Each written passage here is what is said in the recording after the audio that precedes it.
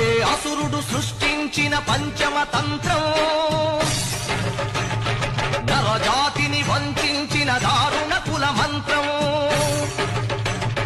నరకబడిన శంభూకుని శిరం సాక్షిగా, తెగిపడిన ఏకలవ్య బొటన వేలు సాక్షిగా, ముంతల చీపురుల మన దీనగతం సాక్షిగా, ప్రశ్నించిన ప్రతి చోట మహారక్త క్షేత్రం,